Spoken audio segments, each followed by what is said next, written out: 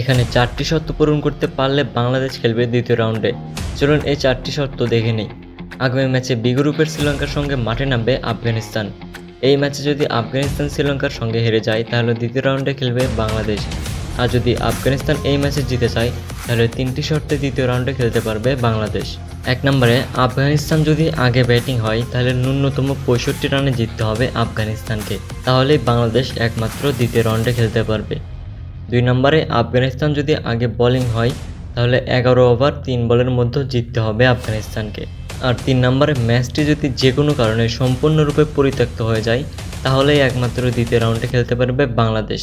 এবার চলুন দেখে নেই সুপার 4-এর মধ্যেও অলরেডি কোন কোন দল কোয়ালিফাই করে নিয়েছে এবং সম্পূর্ণ পয়েন্ট টেবিল আমরা এবার দেখে নেব। এখানে এই গ্রুপে প্রথম স্থান অধিকার করেছে ইন্ডিয়া 2টি ম্যাচ খেলে 2টি ম্যাচে উইন হয়েছে এবং এদের নেট রান রেট 4.793 এবং 4 পয়েন্ট, অর্থাৎ এর পরের ম্যাচ যদি ইন্ডিয়া হারে তবুও কিন্তু ইন্ডিয়া দ্বিতীয় রাউন্ডে চলে যাবে। এরপর দ্বিতীয় স্থান অধিকার করেছে পাকিস্তান 3টি ম্যাচ খেলে 2টি ম্যাচে উইন হয়েছে এবং নিট রান 1.790 এবং 4 পয়েন্ট নিয়ে দ্বিতীয় স্থানে রয়েছে। উপরের 2টি দল যেহেতু কোয়ালিফাই করে নিয়েছে সেহেতু নিচের 2টি দলের আর কিছু দেখার প্রয়োজন নেই, সরাসরি এরা প্রথম রাউন্ডেই বাদ পড়ে গেছে।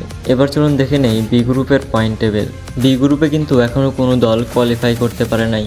এখানে প্রথম স্থান অধিকার করেছে শ্রীলঙ্কা 2টি ম্যাচ খেলে 2টি ম্যাচে উইন হয়েছে এবং এদের নিট রান রেট রয়েছে 1.546 এবং 4 পয়েন্ট নিয়ে প্রথম স্থানে রয়েছে শ্রীলঙ্কা।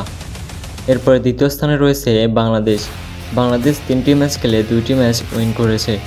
এদের নিট রান রেট রয়েছে -2.70 আর পয়েন্ট রয়েছে 4।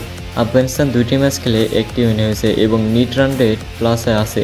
এজন্য বাংলাদেশ, আফগানিস্তান এবং শ্রীলঙ্কায় 3টির মধ্যে যে কোনো 2টি দল চলে যাবে সেকেন্ড রাউন্ডে। আজকে শ্রীলঙ্কা ভার্সেস আফগানিস্তান ম্যাচের পরে সম্পূর্ণরূপে বোঝা যাবে যে বাংলাদেশ আদৌ সেকেন্ড রাউন্ডে খেলতে পারবে কিনা। আজকে ভিডিওটা এ পর্যন্তই ছিল। ভিডিওটি ভালো লাগলে অবশ্যই ভিডিওতে লাইক দিয়ে চ্যানেলটাকে সাবস্ক্রাইব করে দিবেন।